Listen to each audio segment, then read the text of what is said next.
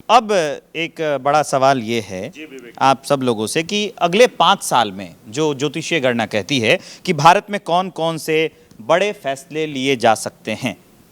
देखिए, इसमें कोई दो राय नहीं है। नरेंद्र मोदी जी की और इसके साथ साथ एक और चीज जोड़ देता हूं मैं कि क्या किसी बड़े नेता को जेल जाना पड़ सकता है क्या? देखिए, जो नरेंद्र मोदी जी हैं उनकी कुंडली के अनुसार वो ब्राह्मण वर्ण की राशि और ब्राह्मण वर्ण की लगन में पैदा हुए हैं। वो बड़े विद्वान आदमी हैं। वो नाजायज किसी को जेल भेजेंगे नहीं। जो गलत काम करेगा वही जेल जाने वाला है। एक बड़ा सवाल है कि क्या तीसरी बार जब मोदी प्रधानमंत्री बनेंगे तो पीओके भारत का हिस्सा होगा, इसकी गणना क्या कहती है? बिल्कुल, पाकिस्तान के टुकड़े होने के योग ये नरेंद्र मोदी जी के बिल्कुल ब्रेन में रहेगा। पीएको को वापस लेने का योग रहेगा।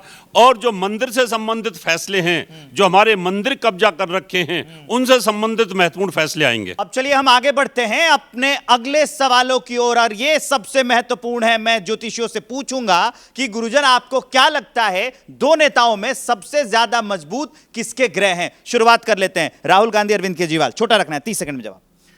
देखिए, अरविंद केजरीवाल की कुंडली राहुल से अच्छी है और लेकिन जो मैंने आपसे जैसे बताया था, जिस प्रश्न पर मैं कह रहा था, अभी जो योग चल रहा है एक बारहस्पत्य संवत्सर की दृष्टि से अगर हम देखते हैं तो नरेंद्र मोदी 41वें संवत्सर प्लवंग नाम के संवत्सर से भारत में सत्ता में आए हैं।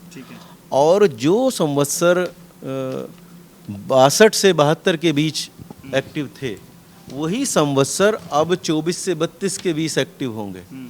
तो ऐसे में वैश्विक तौर पर और विशेषकर भारत में युद्धों जैसे हालात होंगे।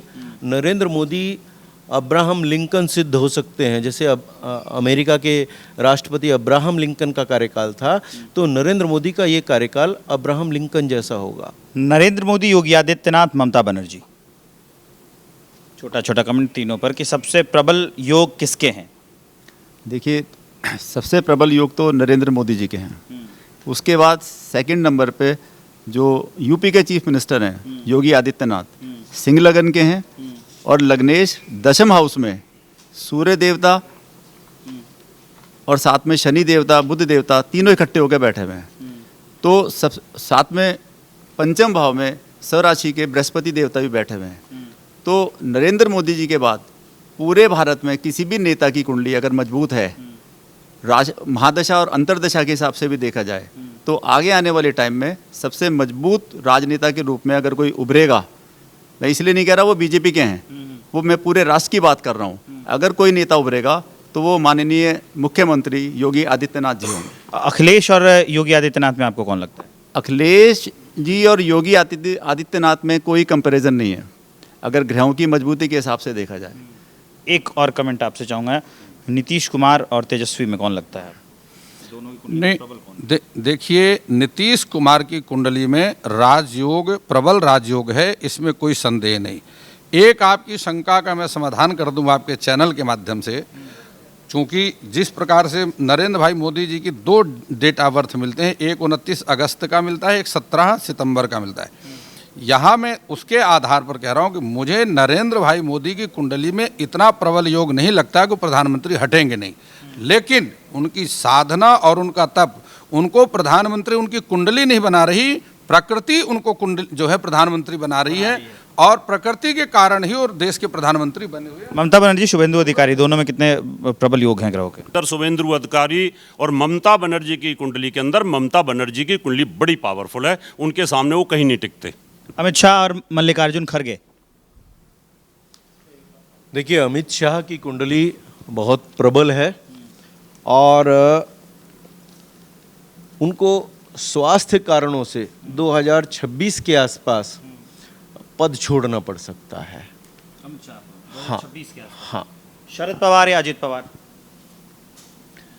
देखिए, समय तो इस वक्त शरद पवार तो एक चाणक्य हैं, बड़े धुरंधर व्यक्ति हैं, सुलझे हुए व्यक्ति हैं।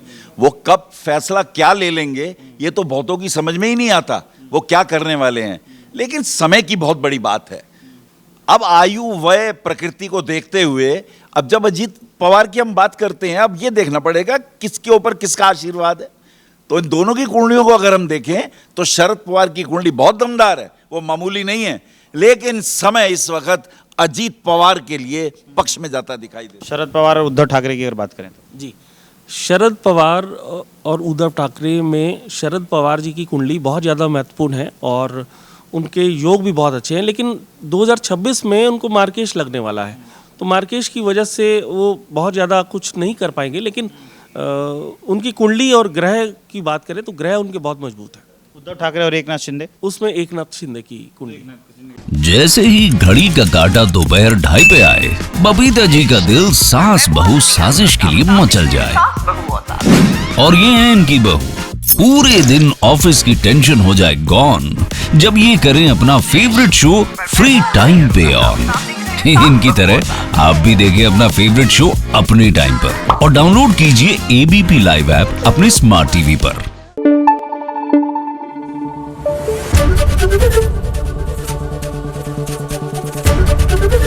एबीपी न्यूज आपको रखे आगे।